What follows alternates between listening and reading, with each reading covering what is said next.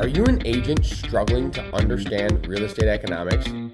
Would you benefit from learning how top agents structure their businesses? Then you've come to the right place.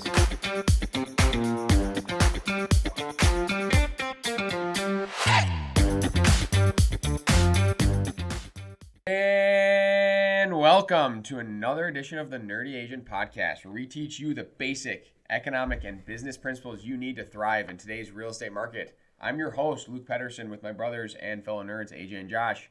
What's going on, guys? We're on other sides of the table today. We switched. This is super fun. I'm surprised nobody brought it up, but how about them Vikings? Oh, man. Wow, what a Sunday it was in Minnesota. I thought we were saving it for Would You Rather. Like, would you rather be a Vikings fan or a Packers fan today? But I guess we can just go straight into it. Would you rather lose in the first game or win the first game? Just watching Aaron Rodgers' stupid face on the sideline the whole game was the best.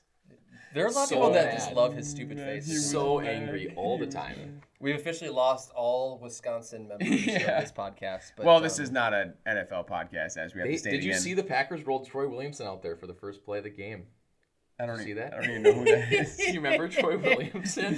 The guy who would drop all the deep balls. All the deep balls. Yeah. He was first round pick. For a second, they I thought you were rookie serious. out there. He went 75-yard touchdown and just whiffed. First play of the game. And whose face looks stupid afterwards? Aaron Rodgers. That's right. So stupid. Let's get into what actually matters today. We're going to start with the Would You Rather of the week. Would you rather be a listing agent with a house that hasn't had an offer in 30 days or be a buyer's agent who has lost in multiple offers every week for 30 days? Just once a week. Once a week for 30 days. I think I'd rather be a listing agent, to be honest. We've been both of these, I would assume, right? Oh, yeah. We've all been both. Oh, yeah. I prefer to be the buyer's agent in this scenario because I can make things happen. So even if they have a tough situation or even if they have been losing and they're feeling bad, like it sucks to tell a buyer, hey, you've lost every week for 30 days. But I know that I at least have the ability to make things happen and to create the action on the buyer's side, find them the right house, maybe find something that doesn't have other offers on it after that. As a listing agent, it's kind of tough after 30 days to create buzz other than to tell people, hey, lower your price. Mm-hmm. So I prefer to be the one out there making things happen versus kind of waiting for the action to happen. That's just my opinion. I'm definitely the buyer side of this because I feel like I'm in control. I can find a house that doesn't have offers. I can't find a buyer I don't have to buy a house that I have. It gets tricky. Yeah, exactly. The caveat here, I'm wondering if it pushes you over the edge. What if it was twice a week for 30 days? We lost 8 times in 1 month with one buyer. The listing is actually a $4 million listing, and the buyer is a $200,000 buyer too. So Does it change your mind at all? Seriously. All right, let's get into the topics this week. This week we're going to talk about the foreclosure process and how to get your business accounting on the right track. Just to start off, AJ, can you tell us? Wait, we're not going to start with accounting because Yeah. that's like Very excited. my Josh dream is is very to talk excited about about accounting. 1 through 10, funny. Let us know, guys. 0. The Aaron Rodgers dumb face comments. Let's that were talk at least about 10, right? Yeah, at least. Tell us about the foreclosure process. What, in basic terms for the listeners, what is it? Yeah, so there's just a few stages, and I'll get more in depth on those a little bit later. But basically, you stop paying your loan. The bank says you need to pay us money. Why aren't you paying us money? They schedule a sale. Sale happens. Redemption period happens. Bank takes the house. Most homes, when I talk to new agents, most homes that they say, my buyer is interested in foreclosures, that typically means it's gone through the entire process. The bank owns the house now. There's a box on our MLS that says lender owned. It would be checked yes. So In which case, it's basically just an existing home coming onto the market by any normal seller. They And just not have to be be a seller. confused if you're looking at Zillow with pre-foreclosures, right? So there's a lot of people like, this house looks like it's being foreclosed on. It's like, no, they maybe missed one payment and Zillow flagged it on their website, but that house is not available. Mm-hmm. And before we get into kind of the process of things, tell us about why we should care about these. Why should the agents listening want to keep listening to understand this process further? Oh, first and foremost, I mean, it's a big buzzword, so it's going to come up in conversations. The amount of times that I've heard people talk about foreclosures and the impact they're likely to have on something or seen articles on it is pretty significant. I mean, in principle, foreclosure rates impact supply and demand. So if there are more foreclosures, in theory, there's more supply, and there's not going to be demand on the back end because if someone is foreclosed upon, they're not going to become a buyer. So you're going to have a seller without a buyer, similar to what we talked about with new construction.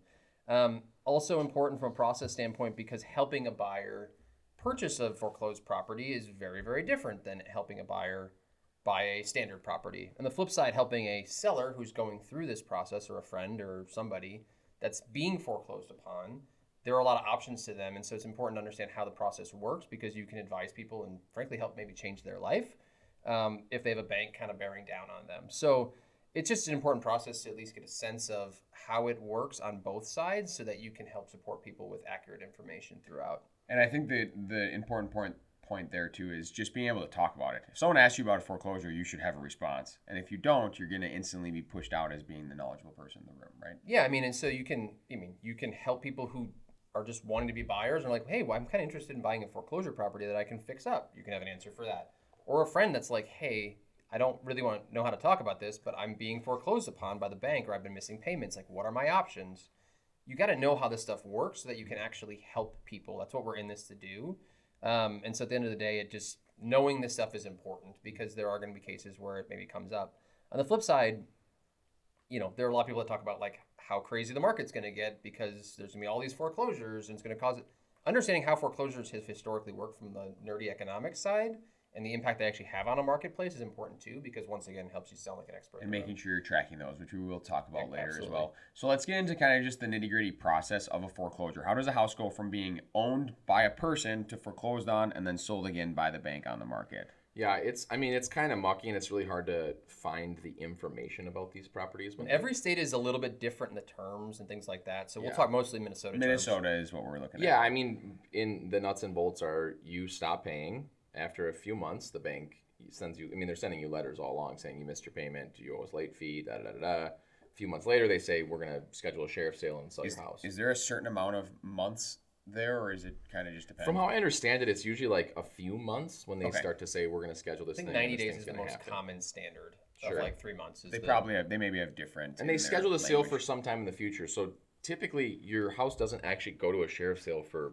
5 or 6 months after you miss your first payment, right? So once that happens, it goes to that sale. And I've actually been to one. It's like the slimy underbelly of real estate. There's a bunch of investors with very large checks in envelopes that go into a dark room in the basement at the county office. And everybody stands there and they say, an attorney stands up and represents all the banks.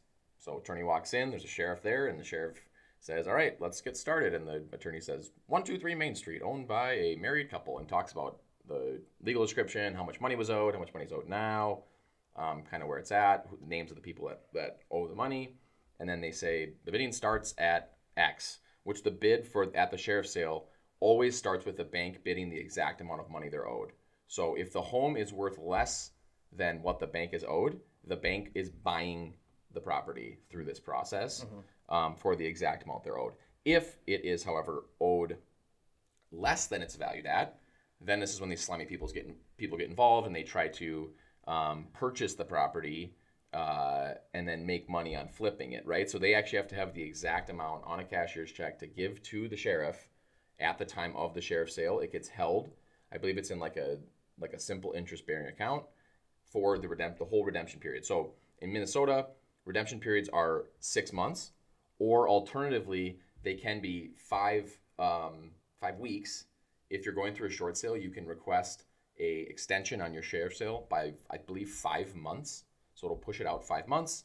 Then you only get 5 weeks at the end of that 5-month period. So we're not gonna get into short sales probably. I've done those before too. Sure. But that's an important part of this process, because typically short sales have to go to this sheriff's sale process, or it actually has to get scheduled, because that's one way to prove that you have a what do they call it? A grievance or a difficulty in making your payment, right? Sure. So, but basically that sheriff's sale happens, right? And that's when someone's got their name attached to that property. And the majority of the time, it goes to a sheriff's sale. The property is worth $300 and they owe $350. So the investors aren't going to bid on it because they would make negative $50,000. Yep. So then the bank Takes the property. back. Then and then goes there's through that 6 process. months of redemption after that, typically. Now, that can be 12 months. I think in other states it's even longer than that sometimes. Typically in Minnesota, we see 6 months. It's on the mortgage when people sign the mortgage. So at the closing, they sign that, and it says, if you do stop paying, we have a sheriff's sale, or a redemption period. It's probably about 6 months. After that 6-month period is up, that's when the bank actually physically owns the house. So if the people have not moved out yet, the sheriff who's involved in this process actually comes to the house and evicts the person from the house. So they come and they say, you don't own this anymore, you need to leave.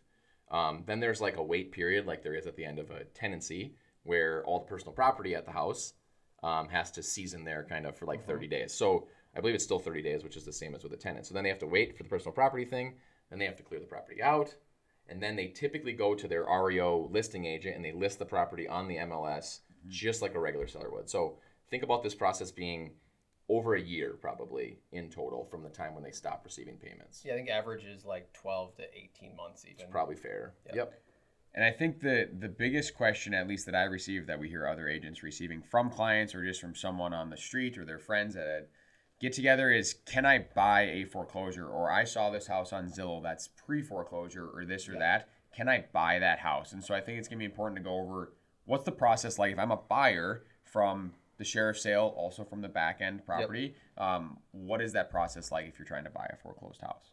I would say the bulk of buyers that we work with are not likely to be at a place where they'd want to participate in the whole sheriff's sale, cashier's check, pay in cash.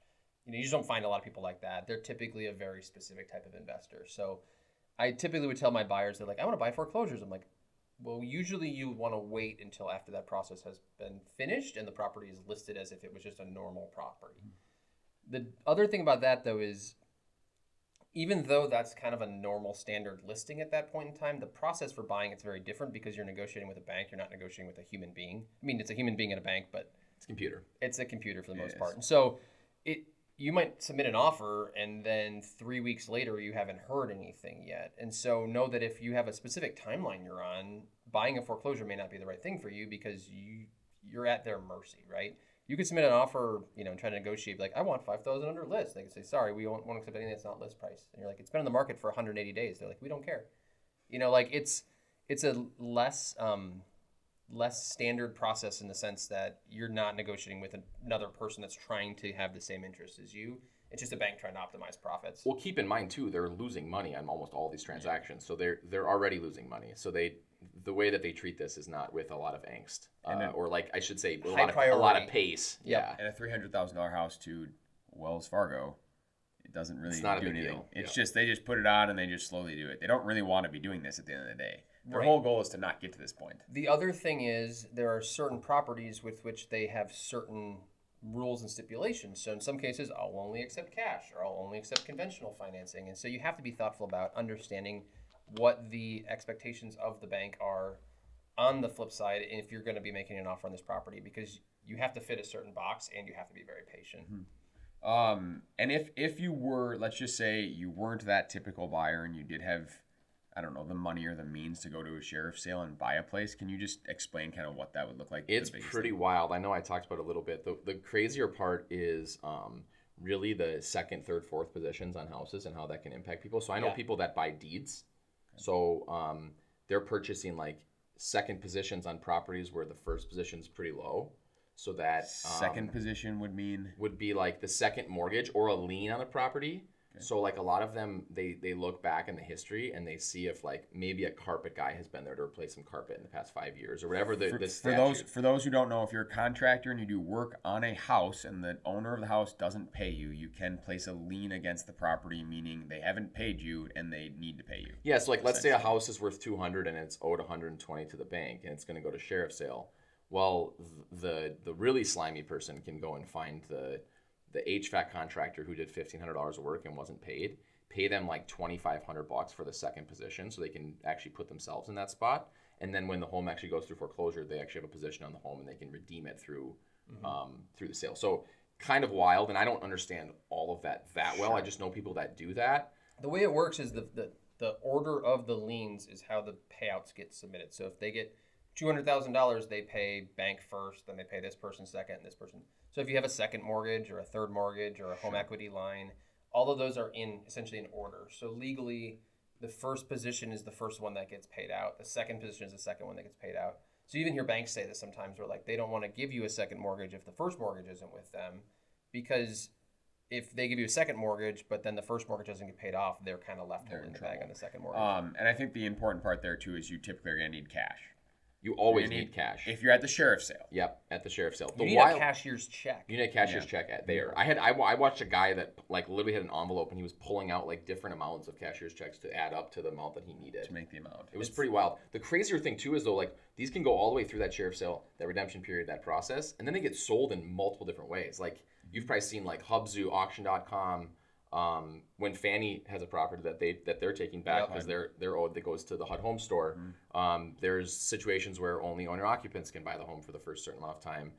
Investors can't come in until 14 days, and nonprofits can come in after 7 days. But for the first 7 days, it's all owner occupants. So there's multiple ways how these get dispersed and get sold over time. I do think before we get into what the seller side of this looks like, just a point for agents. If you do have a buyer that reaches out to you and says, I want to look at this house, and it is lender owned on the MLS or whatever you use in your state, you should call the agent and ask them about it. What is this process going to look like? Exactly, because it is going to be different, and showing up to that house with that knowledge up front is going to be really important for your buyer. Absolutely. On the flip side then, outside of buying foreclosed houses, I think it's also important to talk about people who are going into foreclosure, because you talk about, it's maybe an uncomfortable topic that someone or even a past client wants to bring up with you. But one of my personal biggest pet peeves in our industry and issues with this process is that these investors can even go to a sheriff's sale, buy it from the bank, and make money selling it on the back end, because theoretically in that situation, all the seller needed to do was just put it on the market and sell it,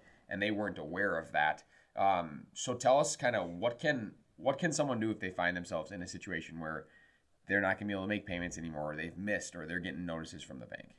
So, I mean, I've done this before. I've done a short sale before. It's like a super sad process to go through, but it's important to have somebody that knows what they're doing. That would be in a situation where they owed more than they'd be able to get on the sale. Exactly. So talk about both of them. So short sale first. Yeah, so in that scenario, they had to stop making their payments. They had to prove that they couldn't make their payments anymore, essentially.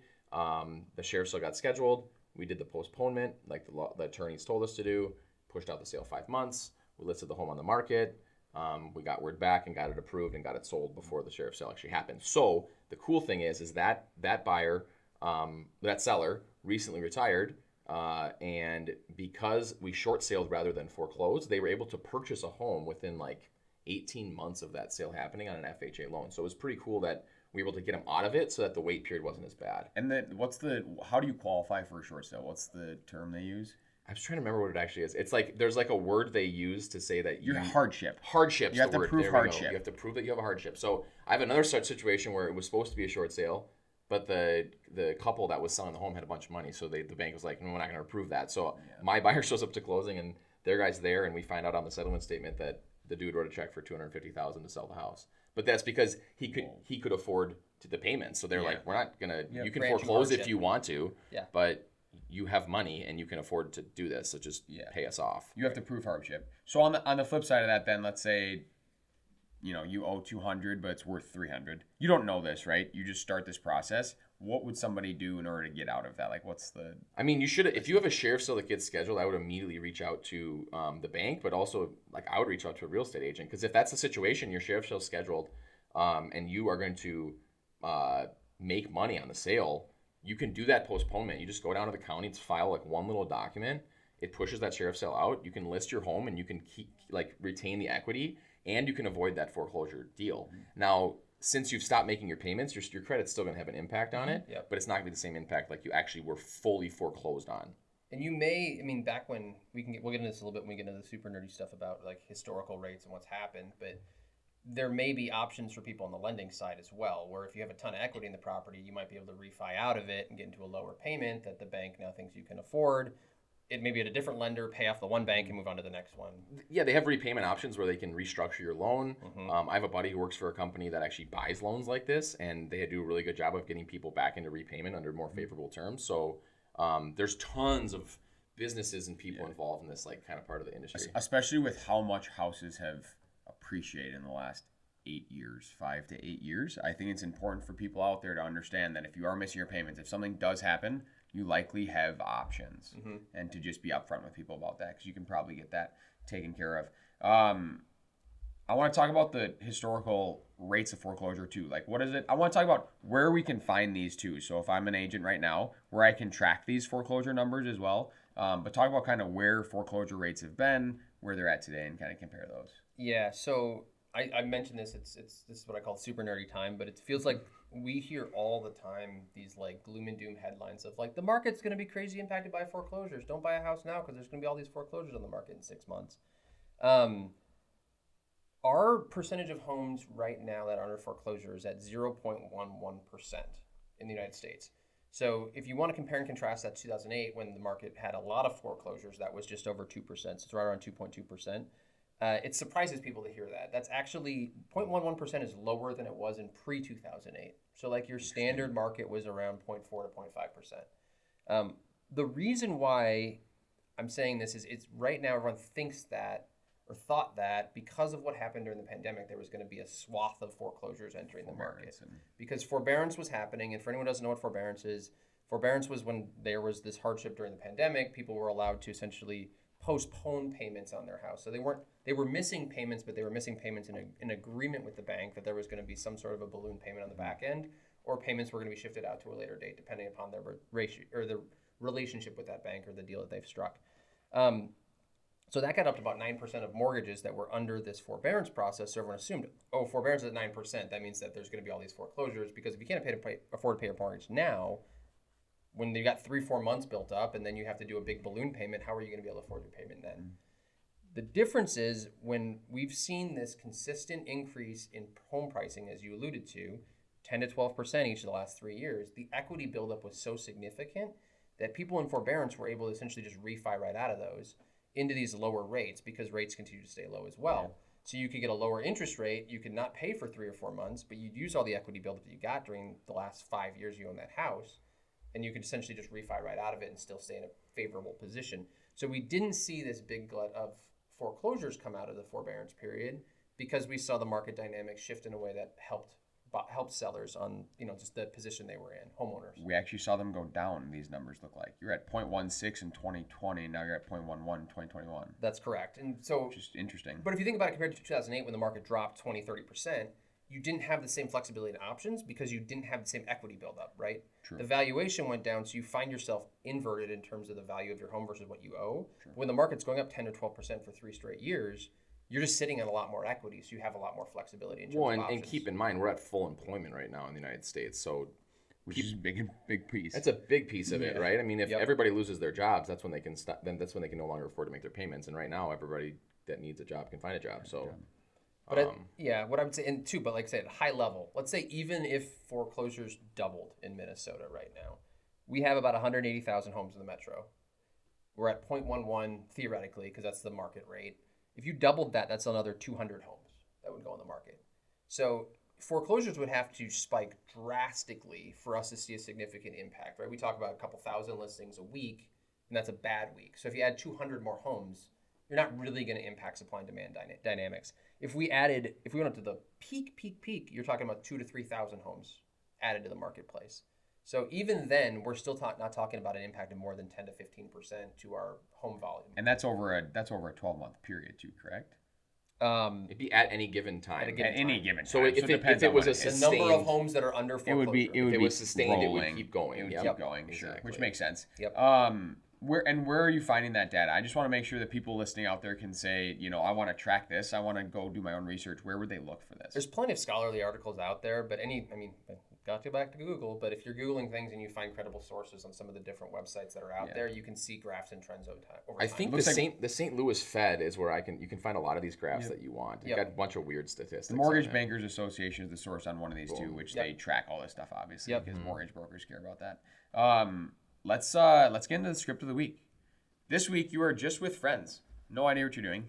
Dang. Someone brings up foreclosures. And how we were watching the Vikings. We were watching the Vikings game for sure. There's very little talk about it. It's halftime, and the Vikings are up really big. So now we're talking about real estate. Yep. It's the third quarter with 10 minutes left, and we already knew we're going to win. So we start talking about real estate. Someone brings up foreclosures. They've been looking on Zillow or whatnot, and they wanted to buy a foreclosure. They saw some on there, and they look at you and they go, AJ, I want to buy a foreclosure. What can you use from today to be the expert in the room?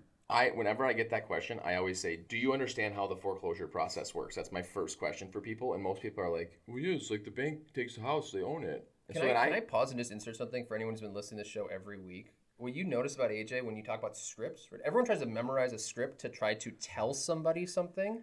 he asks a question first every single time. So when you ask him a question, he's always like, well, the first thing I do is ask him, do you know how this works? Or do you know?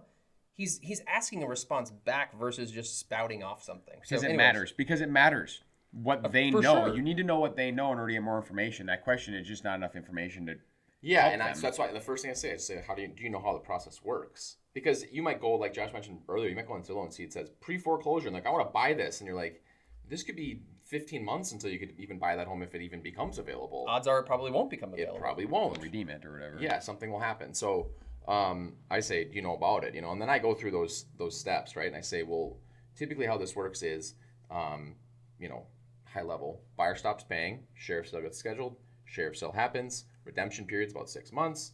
About a year after they stop paying, the bank takes the house. The homes that you are probably, as a regular conventional buyer, going to be able to buy are those homes.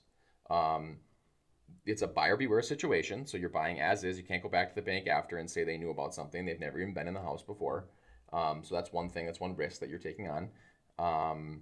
You probably will get, in exchange for that in a normal market, about a 5 to 10% discount off the market value of the home.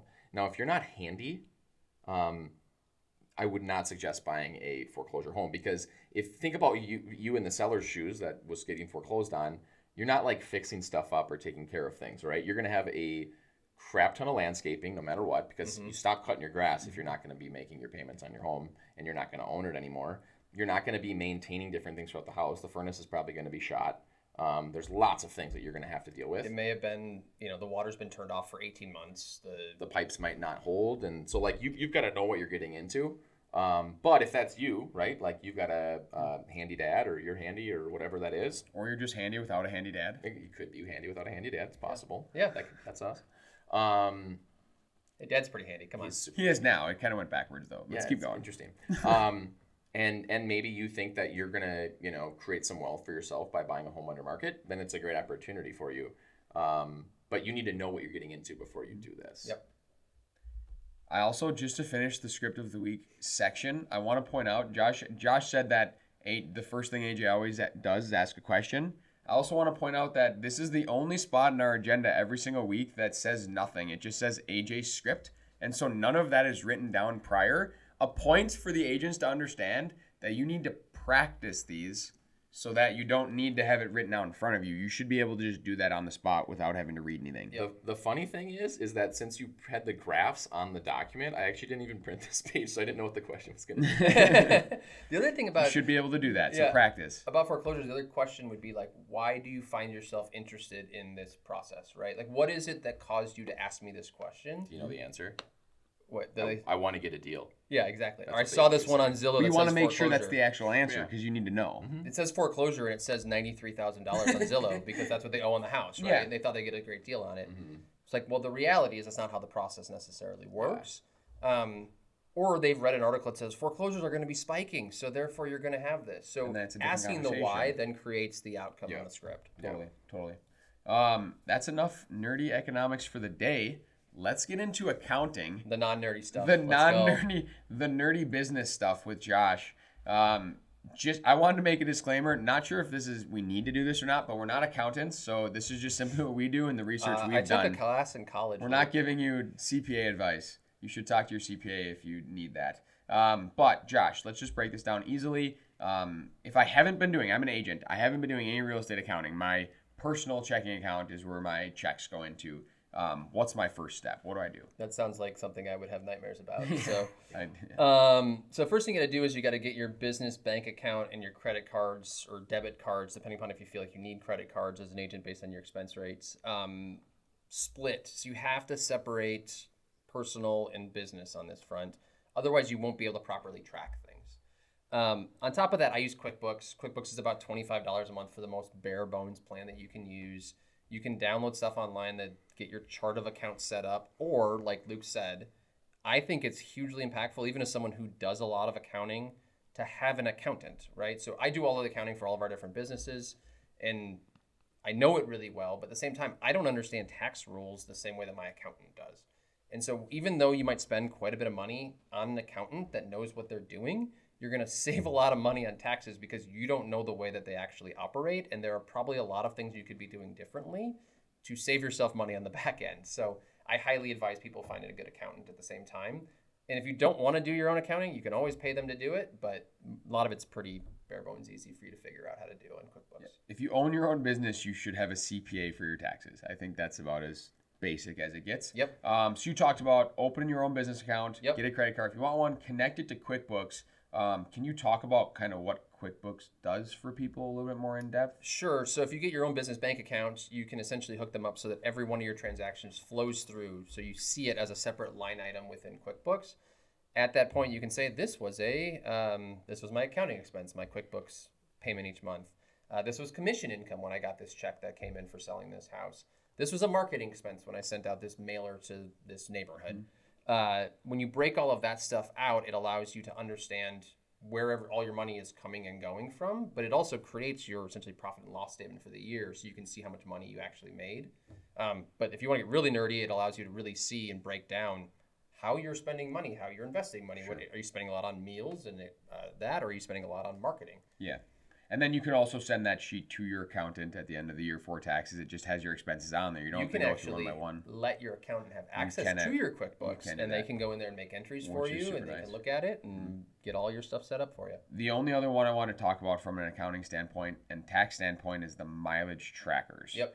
Especially in real estate, because I think we get, it might have went up to 61? 58.5 cents. Is it Wow. now? Is it 59? 61 maybe? I thought it went up. It's around high 50s. It's a significant enough number that really there's no reason for you to be expensing your gas and your that stuff if you in your it's car. we didn't explain what it was. If you drive, that you get a tax break per mile in an amount of cents. Yes, but then A deduction. it limits your ability to take other expenses when it comes to travel. But the reality is that we drive so much that it ends up being worthwhile. So if you're driving, 1,000 miles a month, or maybe even 2,000 miles a month, you're talking about $1,200 there. So it's a significant break on your taxes from an expense standpoint.